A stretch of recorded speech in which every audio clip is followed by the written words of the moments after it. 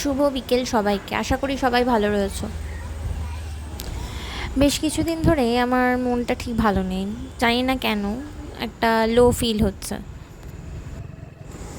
2019-এ বাবা চলে গেছিলো। বাবা চলে যাওয়ার পর থেকে অনেক সময়, অনেক খারাপ সময়, অনেক কিছু দেখেছি, কিন্তু এতটা খারাপ কোনো সময় লাগেনি।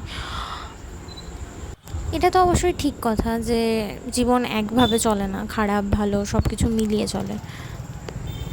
কিছু কিছু পরিস্থিতি এরকম আসে, আমি বা তোমাদের ক্ষেত্রেও হয়তো দেখবে, তোমরা নিজে হয়তো ঠিক করছো, কিন্তু পরিবেশ, সমাজ, পরিস্থিতি সব কিছু তোমাকে ভুল হিসাবেই অ্যাকসেপ্ট করছে। কিন্তু সেই ভুলগুলো তুমি যদি ঠিক করতে যাও, আরও বেশি তুমি ভুলের মধ্যে জড়িয়ে পড়ছো। তখন আমার মনে হয় একটু চুপচাপ থেকে সব কিছু থেকে নিজেকে সরিয়ে রাখাটাই বেটার। জানি না তোমাদের কি মনে হয়, জানিও আমাকে। আমার শ্বশুরবাড়িতে প্রত্যেকটা মানুষই ভীষণ ভালো, আর আমাকে সেরকম কোনো কাজকর্ম করতে হয় না। আমার শাশুড়ি এবং কাকিমা শাশুড়ি সমস্ত কাজকর্মগুলো করে। আমাকে তারা সবাই প্রত্যেকেই বাড়ির মেয়ে হিসেবে দেখে, কোনো সময় বৌমা হিসেবে দেখে না। সব দিক দিয়েই সব কিছু ভালো, কিন্তু তবুও আমার মনটা খারাপ রয়েছে। এই কথাটা আগেই বলে নিলাম, কারণ অনেকে আবার গায়ে পেতে আগবাড়ি এসে বলতে আসবে নিশ্চয়ই শ্বশুরবাড়িতে কোনো অশান্তি, আবার আমাকে না জানিয়ে লোকজনকে ফোন করবে, বা আমার শাশুড়ি মা, শ্বশুরমশাই সবাইকে ফোন করে জানতে চাইবে যে শ্বশুরবাড়িতে কোনো সমস্যা হয়েছে কিনা। সেই জন্যই আগে থেকে ক্লিয়ার করে দিলাম, যাতে এটা কেউ জিজ্ঞেস করতে না পারে। আসলে আমার যেটা মনে হচ্ছে আমার সমস্যা, সেটা হচ্ছে আমি নিজে এতদিন স্বনির্ভরশীল ছিলাম।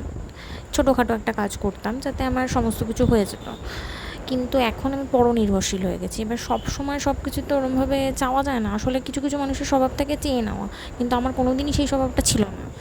ক্লাস 12-এর পর থেকে নিজের হাত খরচা নিজেই টিউশন করে চালিয়েছি। আজকে আমরা কৃষ্ণনগর যাচ্ছিলাম বাবার গাড়ি সার্ভিসিংয়ের জন্য। যাওয়ার পথে একটা বজরংবলী মন্দির পড়েছিল, একটু দাঁড়িয়েছিলাম। আজকে মঙ্গলবার ছিল, সেহেতু ভীষণই তোড়জোড় চলছিল সন্ধ্যারতির আগে। সবসময় ভগবানকে বলি যে সবাইকে ভালো রাখার জন্য, সবার মনের ইচ্ছা পূরণ করার জন্য এবং নিজে ভালো থাকার জন্য, কিন্তু পাপি তাপি মানুষ তো, সেই জন্য আর ভগবান আমার কথা শোনে না।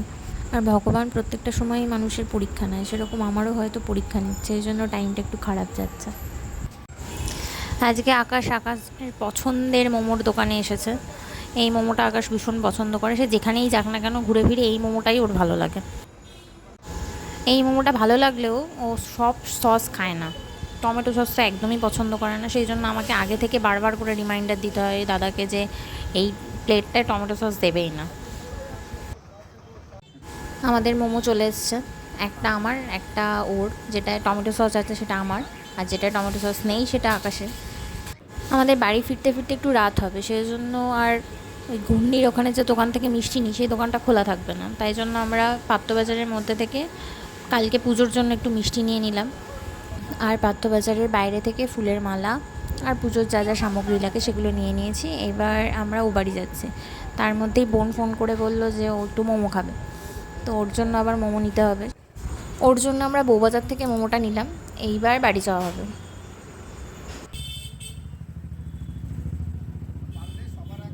এবার বোন মন দিয়ে মোমো খাচ্ছে।